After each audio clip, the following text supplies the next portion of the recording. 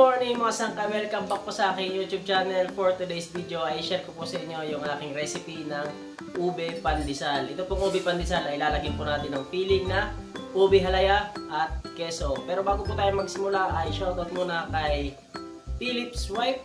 Yan, kung sino man po yung mahilig sa mga cooking idea ay pumunta lamang po kayo sa channel ni Philip's Wife. Marami pong mga cooking idea dyan na makikita nyo, mapapanood nyo sa kanyang channel.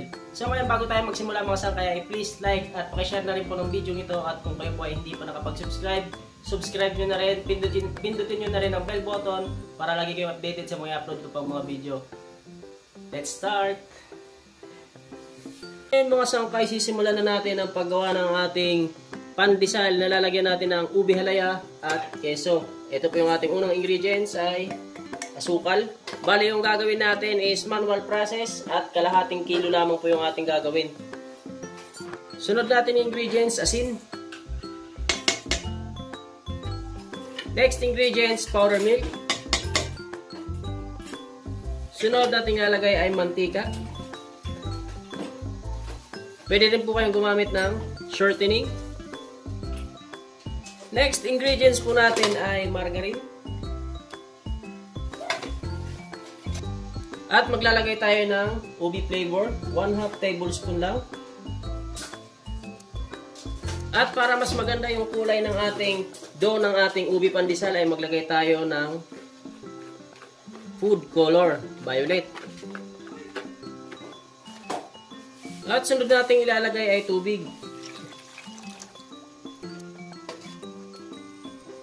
Next step po natin, kapag nalagay nyo na yung mga ingredients na aking nabanggit, ay haluin muna natin.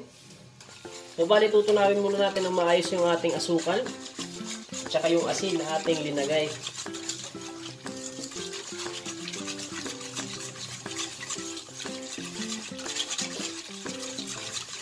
Yan. Kapag natunaw na natin yung asukal at saka yung asin, ay ilagay na natin yung ating susunod na ingredients.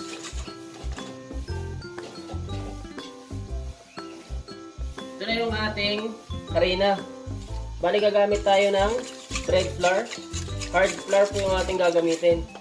Kalahating kilo.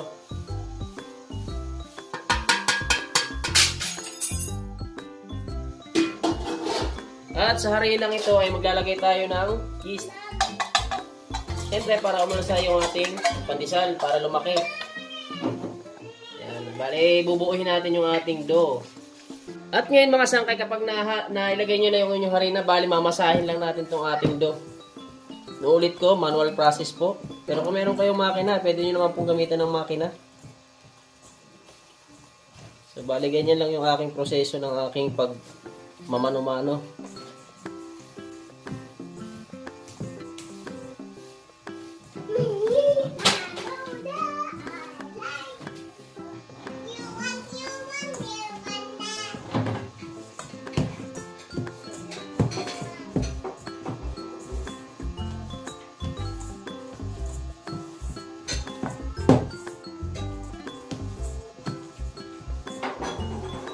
Kung may katanungan po kayo mga sangkay, comment nyo lamang po para masagot natin ang inyong mga tanong.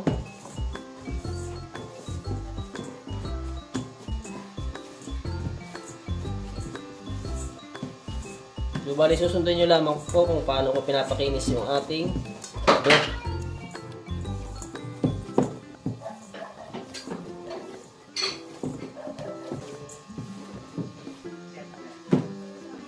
At habang minamasa natin yung ating dough ay maglagay tayo pa konti-konti ng mantika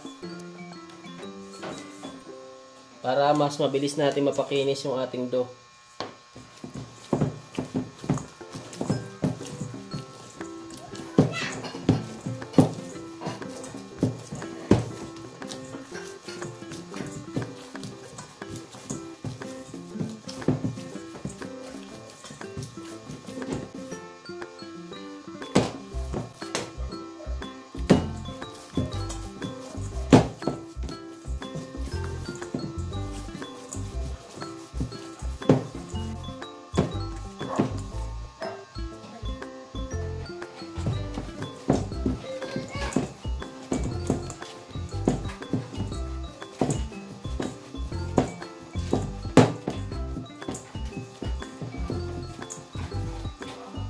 natin mga sangkay, kung sakaling naayos nyo na ang pagmamasa ng inyong dough ay rest muna natin bago tayo magpunta sa ating susunod na step. So maglalagay lang tayo ng konting mantika. Nulit ko, rest muna natin mga sangkay ha, bago tayo magpunta sa ating susunod na gagawin. At habang pinapalsa natin ay takpan lang natin ng tela para hindi mag-dry yung ating dough. Mga sangkay, after 40 minutes simula nung ating ipinahinga yung ating dough, ayan, babalikan na po natin. Bali, popormahin na natin yung ating ube pandesal. Balikat muna natin to.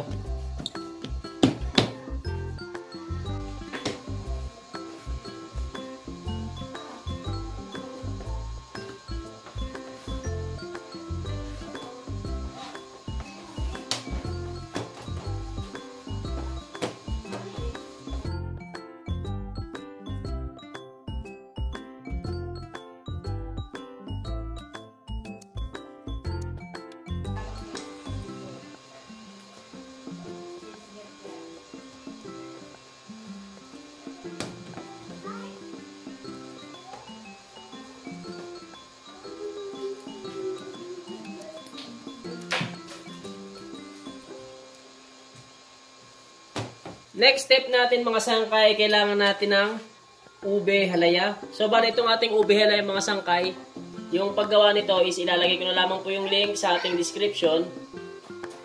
Nasa description po yung link ng ating paggawa ng ube halaya mga sangkay. At kailangan din natin ng cheese,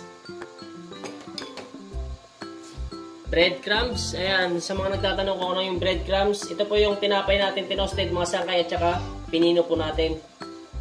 So ngayon sisimulan na natin yung pagpapalaman ng ating ube pandesal.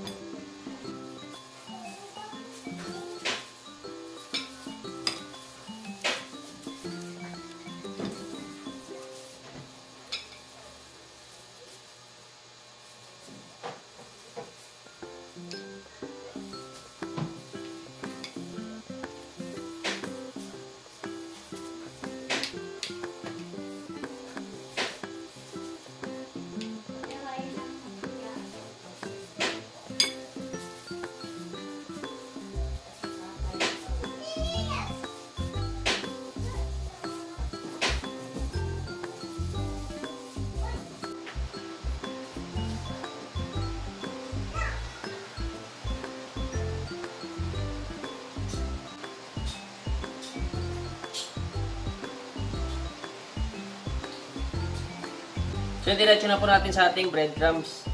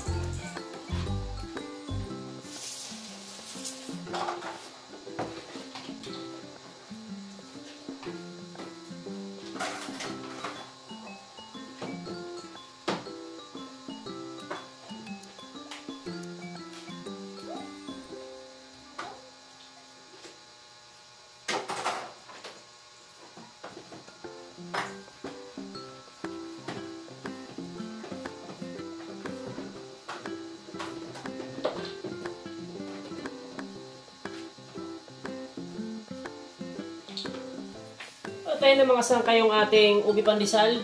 Once po natin nang napalamanan ay rest po muna natin bago natin isalang.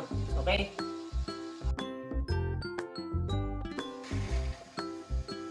Ayan na po yung ating pinaalsa na pandesal sa loob ng 1 oras at 50 minutos. So ngayon mga sangkay, isasalang na po natin. Ayan mga sangkay, kung mapapansin nyo, bali isasabay lang natin dahil isang tray lang naman itong ating pandesal. Bali yung init ng ating oven is 180 degrees Celsius at yung lakas ng ating apoy is katamtaman lang po yung ating gagamitin. Abangan nyo na lamang po kung ilang minuto natin lulutuin. At ngayon, after 10 minutes, simula nung ating isinalang ay ililipat natin ngayon sa itaas. Bali, dito na natin tuluyang lulutuin sa itaas mga sangkay. Nuulit ko, after 10 minutes sa ibaba, ay ililipat natin sa itaas.